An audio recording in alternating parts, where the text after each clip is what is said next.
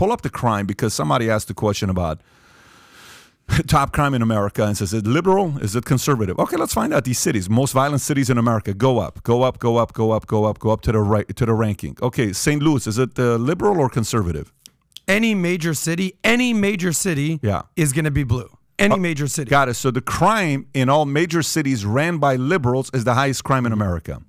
Yeah. So when people say, when Hochul says, it's not this, it's not that, no problem. Here's what your policies are doing. It's so bad that Nancy Pelosi's husband was broken into his house. And yesterday, I think it's the DA that was talking about it, saying when the man broke into his house, he was in his underwear. And he got up and went to the other place to make the phone call. And so, but these are the policies of San Francisco. And the guy that broke into San Francisco, he's a BLM guy that broke into the place of San Francisco. According to people that knew this guy, said this is a BLM guy. This is a guy that supported BLM. This is a guy that supported a lot of that stuff, but broke in. But wait a minute. Troubled guy in the neighborhood, they would say. Yeah. Using drugs openly. Yeah, but I thought he was more of a QAnon MAGA guy, from what I've heard. No, he's not. Dude, he had a BLM flag on his. He lived in a bus. He had a BLM flag, an LGBTQ flag. A bus parked in the front yard of a deteriorating He's like a hippie, commune type of guy. Nudist, took But that was the media story that you're citing. The media story initially was, oh, this is a Republican QAnon guy. And then they dug and were like, not exactly. And he wound up being this hippie, commune, drug user guy. A troubled guy. Troubled guy. Mental health issues. But more than anything, the stories that I've heard, again, we're going to go with, we can't trust what the media is saying, left, right. We're just hearing stories.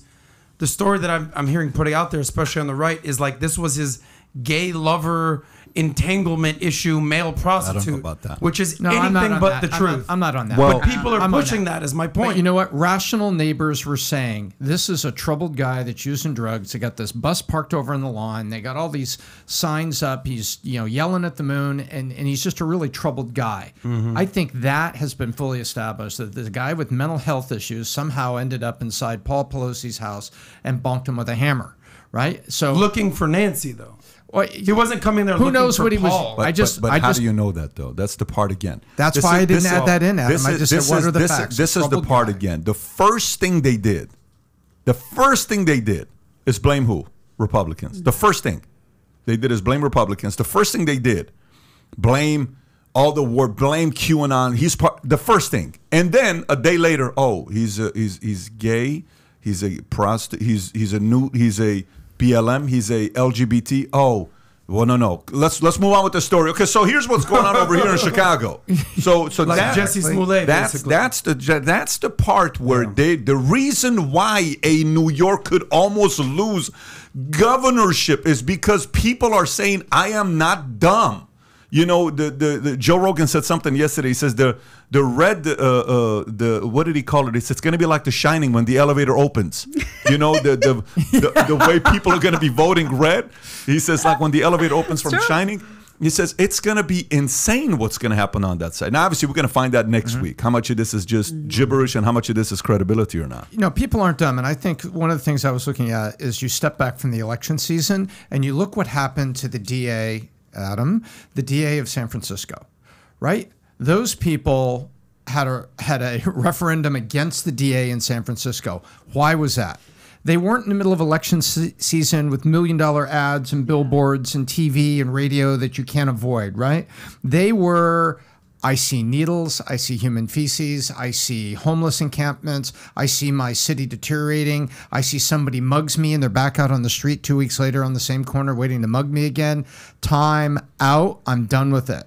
And to your point, Pat, the San Francisco voters were not dumb. Did they stop being liberal, stop having certain views? No, they didn't. But they looked around and they said, you as my DA are not keeping my city with, I want the liberal values to be here, but it's got to be safe at a basic level. And I see this and I'm not done. So guess what? You're done.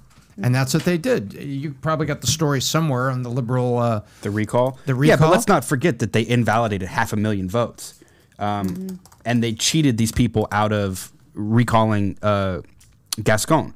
No, I'm just looking at the DA and I'm looking at things that they really saw in San Francisco. You know, what people really saw. They tried, and then they invalidated 500,000 signatures out of the 715,000. So during the presidential election or the gubernatorial election for Gavin Newsom, everybody can vote. Everybody and their freaking mother can vote, and they're not going to recall a single ballot. I'm not talking governor. I was just talking to San Francisco DA. But that's what I'm saying. When they're trying to do a recall and they're trying to pull George Gascon out, they're going to recall 500,000 ballots.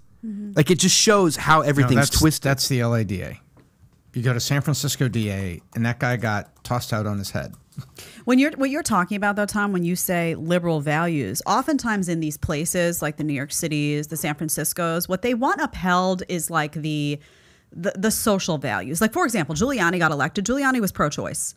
It would be impossible for a pro-life candidate to win in New York. I don't know about where Lee Zeldin stands on the pro-life issue or how outspoken he is about that. But oftentimes they're talking about, like, where do you stand on abortion? Where do you stand on this? But they prioritize, these liberal voters do prioritize safety and security. They may back the defund the police movement with a sticker in their window, but they don't want to be unsafe. They want to know that when they pick up the phone and they call for the police, that the police show up, and they want to know that they get there in time. Yep. So this perception is, oh, liberals don't care about safety. No, liberals don't care. Liberals want the slogan. They want to be in the cool club, defund the police, BLM, put the flags up, all that stuff. But they don't want that lack of safety to impact their neighborhood or their family. Once it does, once it actually lands in their backyard, they will absolutely embrace somebody who prioritizes security, as long as that person also bows to some key issues. Has to be, pro-abortion, has to be, there's certain boxes that need to be checked. So if you like this clip and you want to watch another one, click right here. And if you want to watch the entire podcast, click right here.